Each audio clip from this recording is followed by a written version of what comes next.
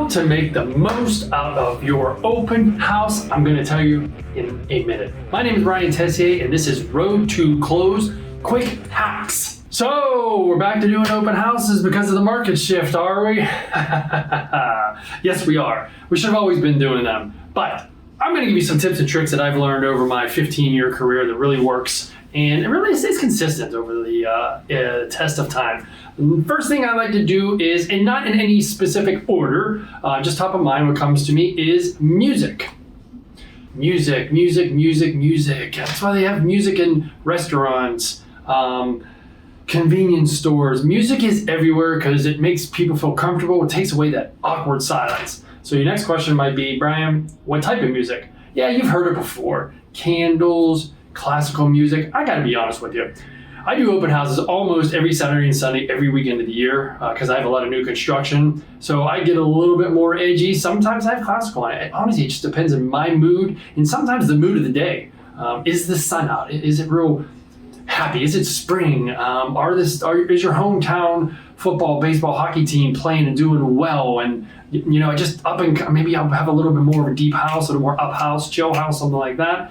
But I do the piano and the classical a lot, and sometimes it's just me whether I'm hungover or not, and I just want some piano music. So the next thing I always like to do is some sort of drinks. So the whole idea of always having snacks and stuff like that is to get people to stay in the open house. But if you've been doing open houses long enough, you've wasted enough money on fruit trays and everything else, because most open house attendees, they just don't do that. Sometimes they're just running in and running out just to see what's up. They have no plans on attending. Some planned on attending, but they're just not going to eat in front of you. So I'm not really, even brokers opens when I go, sometimes I feel kind of funny eating. I might be the only person eating. I might be making a mess, taking a bite out of something that's stuck on my face. So honestly, I'm not a big fan of food. So if it's hot out, it's a hot open house outside, I will have those little half bottles of water. I buy a case of those and I keep them in my car. And I bring them in, put them in the fridge at the place, at the house, etc.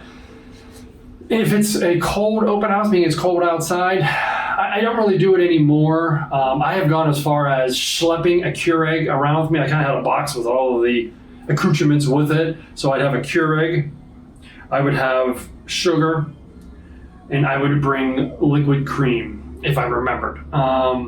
You have to have stirs as well, and then you have to have cups. So you can kind of see how that can get a little bit more involved. And honestly, I have more people take coffee than I would food. And people always take water as well. So it's something to think about. Depends if you plan on just doing one big mega open house, or if this is something you do in the regular, like with new construction, it becomes not such a hassle to have this coffee set up in your car, or maybe bring it in the house and then put it in your car back and forth, whatever. But that's not so terrible. So I try to stay away from food and snacks for the reasons I already said. And to be honest, now you gotta have plates, now you gotta have napkins, you gotta have a trash bag, and you gotta worry about them making a mess at your client's house. The number 3 thing, sellers, make sure your listing agent does this, is tons of open house signs. So Tom Ferry, the coaching system I'm in, says the more open house signs, you can't have enough. Now, this is going to get involved. That's why these open houses is a big deal. This is a mega open house. This is a big deal. And if you do it this way, you're almost guaranteed to get business. 10 open house signs. Let's just go with that. If you can only get 5, maybe you have some of your personal ones. Maybe your office has some. Now, what kind of open house signs? So I do a lot of business in the city, so you can't really use those stick in the grass signs too much. So you're going to have the sandwich ones that open up. Now, the sandwich ones, if it's windy, will blow over. So you're going to have rocks on the legs sometimes. So sellers and attendees, you can see, us realtors, we work hard at these open houses. There's a lot going into it. So I would say no more than 10 open houses. The reason being is it's going to take you forever to set all those up unless you have an assistant that can help you. And it's going to take you forever to take them down. And honestly, 10 should be enough. So number 3 hack is tons of directional open house signs. Hack number 4, again, this is for the mega open houses. This is for you people that want to get business. You just don't want to do an open house. Door knocking. Hi, my name's Brian. I'm having an open house in 2 hours or tomorrow. There's a bunch of different theories on this. If you're doing an open house Sunday, maybe you go on Saturday. Tell the neighbors. Now, how many doors do you knock? So there's the 7 theory. So you go 7 on the left of the property, 7 on the right, across the street, 7 on the left, 7 on the right. I don't know where the number 7 came. It could be anything you want. And it depends what type of area you're into. If you're really spaced out, like in a country, you're probably not going to have 7 houses.